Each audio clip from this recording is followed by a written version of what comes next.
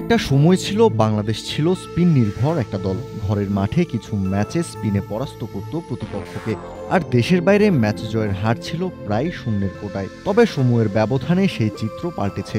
বাংলাদেশের pace unit এখন বিশ্বের অন্যতম সেরা।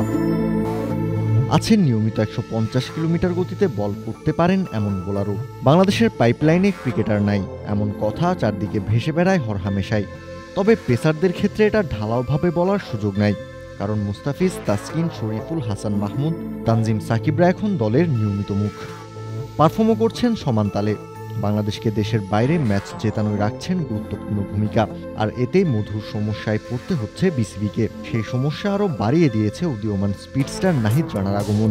নাহিদ রানার সাথে আবার সম্প্রতি যোগ হয়েছে আরেক পেসারের নাম। ওয়েস্ট ইন্ডিজের বিপক্ষে চলমান টি-20 সিরিজে রানার সাথে ডাক পেয়েছে তরুণ পেসার রিপন মণ্ডল। রানা এবং রিপন দুজনই টি-20তে স্কোয়াডে ডাক পেয়েছেন প্রথমবারের মতো, আছেন অভিষেকের অপেক্ষায়। আর 3 ম্যাচ সিরিজের প্রথম 2 ম্যাচ জিতে সিরিজও সিলগালা করে ফেলেছে বাংলাদেশ। আর এতেই একই সাথে এই দুই পেসারের অভিষেক হওয়ার একটা দারুণ সম্ভাবনাও তৈরি হয়েছে। এখন পুরো ব্যাপারটা নির্ভর করছে ক্যাপ্টেন লিটন দাস, কোচ এবং টিম ম্যানেজমেন্টের উপর।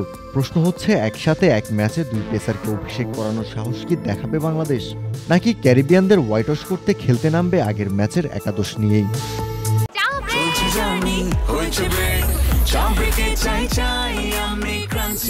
যে কোনো চা ব্রেকে বিস ক্লাব ড্রাই কেক, চায়ের সাথে আয়েশ। টি-20তে না হলেও অন্য 2 ফরম্যাটে নিজের যোগ্যতা প্রমাণ করেছেন নাহিদ রানা। ইতিমধ্যেই অভিজ্ঞতা অর্জন করেছেন জাতীয় দলের হয়ে খেলার। প্রতিপক্ষ ব্যাটারদের নাভিশ্বাস তুলতেও বেশ পটু এই পেসার। সে হিসেবে জাতীয় দলের আঙিনায় একেবারেই নতুন পেসার রিপন মণ্ডল। তবে বয়সভিত্তিক দলের পর বিসিবি হাই পারফরম্যান্স দলের হয়েও নিয়মিত পারফর্ম করেছেন এই পেসার। একে তো সিরিজ জেতা হয়ে গেছে, দুয়ে একই সাথে 2 পেসারকে নতুন ফরম্যাটে বাজিয়ে দেখার সুবর্ণ সুযোগ। ব্যাট হাতে ধুঁকতে থাকা লিটন ক্যাপ্টেন্সিতে পেয়েছেন পাসমার্ক। ক্যাপ্টেন লিটন কি আরও একটা সাহসী কল নেবেন দলের জন্য? কারণ বিদেশের মাটিতে এমন লাক্সারি দেখানোর সুযোগ আবার কবে আসবে তা নিয়েও আছে সংশয়। তাছাড়া তাসকিন এবং হাসান মাহমুদ দুজন আছেন টানা খেলার ভেতর। দুজনই খেলেছেন টেস্ট সিরিজের 2 ম্যাচে, একাদশে ছিলেন 3 ম্যাচ সিরিজের প্রথম এবং শেষ ওয়ানডে ম্যাচেও। এরপর টানা খেলেছেন 2টি টি-20 ম্যাচে। তাই এ দুজনকে বিশ্রামে দিয়ে নাহিদ রানা এবং রিপন মণ্ডলকে বাজিয়ে দেখার সুযোগ কাজে লাগানোই হবে বুদ্ধিমানের কাজ।